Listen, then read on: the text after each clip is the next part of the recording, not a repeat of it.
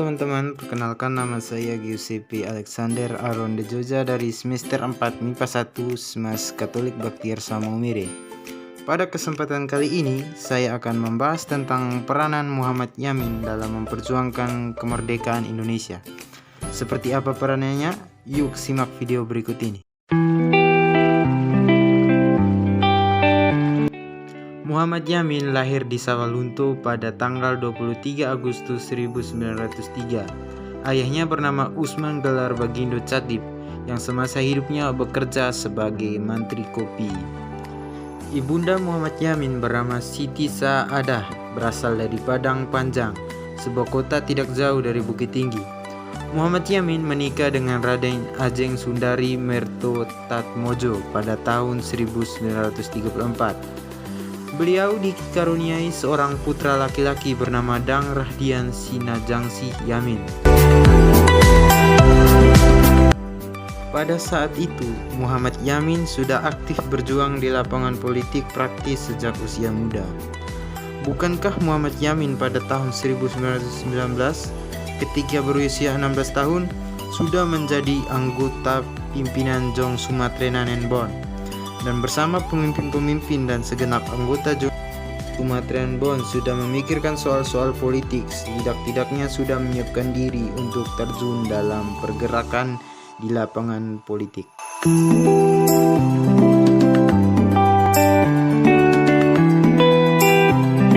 Kegiatan Muhammad Yamin dalam dunia politik kelihatan lebih jelas lagi sudah ia menjadi anggota Perhimpunan Pelajar-Pelajar Indonesia atau P3I. Berikut ini merupakan peranan Muhammad Yamin dalam memperjuangkan kemerdekaan Indonesia. Yang pertama, penggunaan bahasa Melayu sebagai bahasa Indonesia. Tokoh pemuda yang pertama kali menyampaikan gagasan tentang penggunaan bahasa Melayu sebagai bahasa Indonesia ialah Muhammad Yamin. Sejak aktif memimpin Jong Sumatrenanen Bon, ia kerap mengemukakan gagasan tentang persatuan Indonesia.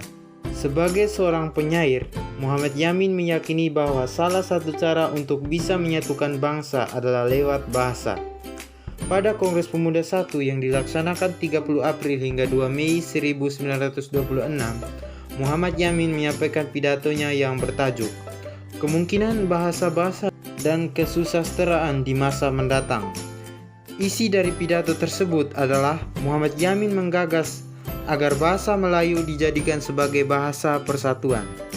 Muhammad Yamin sangat yakin bahwa suatu saat bahasa Melayu akan menjadi bahasa pergaulan dan bahasa persatuan yang digunakan oleh rakyat Indonesia.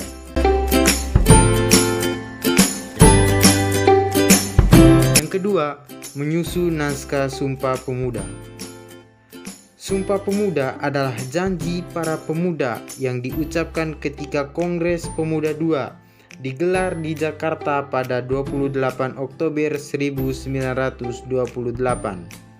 Saat itu terdapat sejumlah organisasi pemuda yang masih bersifat kedaerahan dan mengutamakan kepentingan sukunya masing-masing. Salah satu organisasi pemuda kedaerahan tersebut adalah Jong Sumatrenanen Bon yang dipimpin oleh Muhammad Yamin.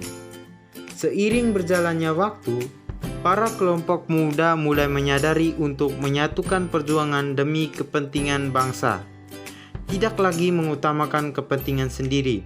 Akan tetapi, upaya peleburan organisasi pemuda ini ditolak oleh Muhammad Yamin. Muhammad Yamin lebih memilih untuk membentuk federasi dari setiap perkumpulan yang ada.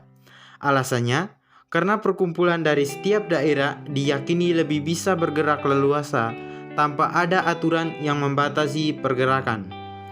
Sampai Kongres Pemuda II digelar, Muhammad Yamin masih menolak dilakukannya fusi. Kendati demikian, Muhammad Yamin tidak ingin Kongres Pemuda II berakhir tanpa hasil apa-apa. Sewaktu Kongres berlangsung, Muhammad Yamin menulis gagasan Sumpah Pemuda dalam sebuah kertas. Kemudian, kertas itu ia sodorkan kepada Ketua Kongres Sugondo de Jojo Puspito. Hingga saat ini, setiap tanggal 28 Oktober akan diperingati sebagai Hari Sumpah Pemuda.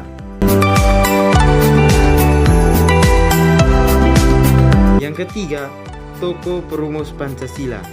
Menjelang kemerdekaan, Muhammad Yamin terpilih menjadi anggota BPUPKI, di mana ia banyak memainkan peran penting.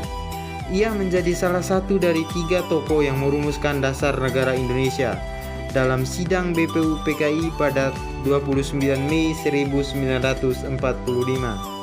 Rumusan dasar negara yang diajukan Muhammad Yamin adalah sebagai berikut: peri kebangsaan, peri kemanusiaan, peri ketuhanan, peri kerakyatan, peri kesejahteraan. Selain itu, ia menyampaikan bahwa negara kesatuan harus menjalankan 2 prinsip, yaitu dekonstruksi dan desentralisasi. Muhammad Yamin juga mengusulkan agar hak asasi manusia dimasukkan ke dalam konstitusi negara.